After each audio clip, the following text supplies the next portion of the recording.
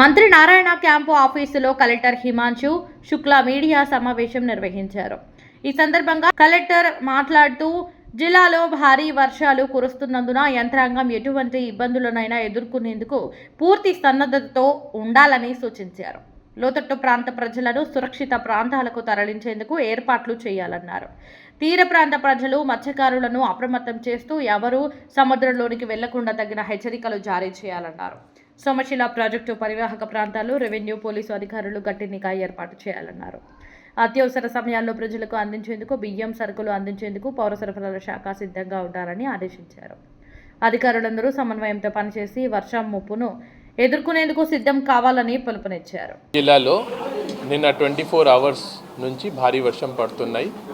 బే of బెంగాల్లో లో pressure ఉండడం వల్ల నిన్న కానీ ఈరోజు రేపు ఈ 3 రోజు ఎక్కువ వర్షం ఉంటుంది. ఈ ప్రభావం ఈ నెల 25th వరకు ఉంటుంది. కానీ ఈరోజు రేపు కొంచెం ఎక్కువ వర్షం ఉంటుంది. ఈ నేపథ్యంలో నిన్నటి నుంచి అన్ని ఆఫీసర్స్ని కొంచెం జాగ్రత్తగా ఉండమని చెప్పడం జరిగింది. నిన్న గ్రామ స్థాయి వరకు వీడియో కాన్ఫరెన్స్ తీసుకొని వాళ్ళకి ఇన్స్ట్రక్షన్ ఇవ్వడం జరిగింది. ఈ నెల 19th నుంచి ఫిషర్మెన్ని సముద్రంకి వెళ్ళడానికి బ్యాన్ చేయడం జరిగింది. ఈ రోజు నుంచి జిల్లాలో ఉన్న 5 బీచెస్లో కూడా టూరిజం అనేది ఆపడం జరిగింది. దీంతోపాటు ఈరోజు స్కూల్స్లో, అంగన్వాడీలో, జూనియర్ కాలేజీలో కూడా సెలవు ప్రకటన చేయడం జరిగింది. రేపు కూడా కొంతసేపులో ఆల్రెడీ డిస్కషన్ చేస్తున్నాము. రేపు సెలవు ప్రకటన ఆలోచన చేసి అనౌన్స్ చేయడం జరుగుతుంది. దీంతోపాటు ఇప్పుడు టౌన్స్లో నెల్లూరు కానీ, కావాలి కానీ, మిగతా అల్లూరు అన్ని చోట్ల కూడా మన ట్రీ క్లియరెన్స్ టీమ్స్ నిన్న రాత్రి ఏర్పాటు చేయడం జరిగింది. దీనివల్ల ఎక్కడ కూడా ఇప్పుడు చోక్ పాయింట్స్ దగ్గర వాటర్ స్టాగ్నేషన్గా లేదు. నెల్లూరు జిల్లాలో కూడా పొద్దున్న మినిస్టర్ గారితో పాటు మొత్తం ఏరియా తిరగడం జరిగింది. ఎక్కడ కూడా ఈ ప్రస్తుతం వాటర్ అనేది బ్లాక్ అవ్వలేదు. ఇదే మాదిరిగా ఫ్యూచర్లో కూడా నెక్స్ట్ 2-3 డేస్లో కూడా ఆఫీసర్స్ అందరూ చాలా యాక్టివ్గానే ఉన్నారు. మనం టీమ్స్ పెట్టేసి వర్షం వచ్చిన వెంటనే దీన్ని క్లియర్ చేస్తున్నాము. ఈ రోజుకి ప్రస్తుతం లాస్ట్ 24 అవర్స్ చూస్తే మ్యాక్సిమం రెయిన్ ఆత్మకూరు ప్రాంతంలో పడింది.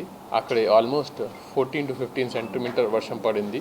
ఆ తర్వాత దుతులూరులో 11 సెంటీమీటర్.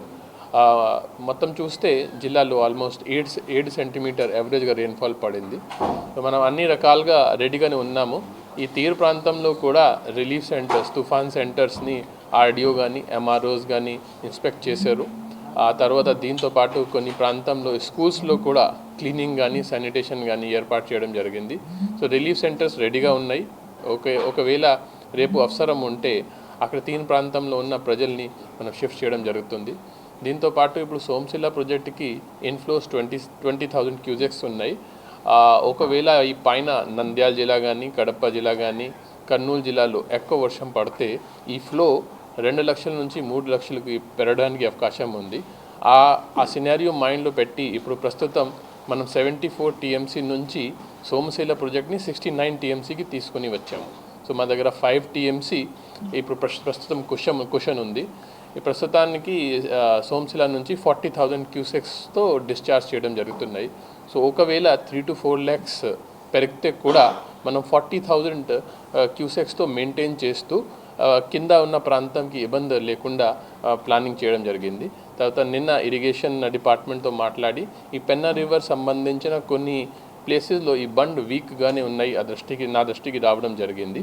వెంటనే ఆఫీసర్స్తో మాట్లాడి ఈరోజు 3.5 crores ఈ బండ్ రిపేర్ కోసం శాంక్షన్ చేయడం జరిగింది. ఆ వర్క్స్ కూడా మనం ఇమీడియట్గా ఈరోజు స్టార్ట్ చేస్తున్నాము. నెక్స్ట్ 2 డేస్లో అది కూడా కంప్లీట్ చేయడం జరుగుతుంది.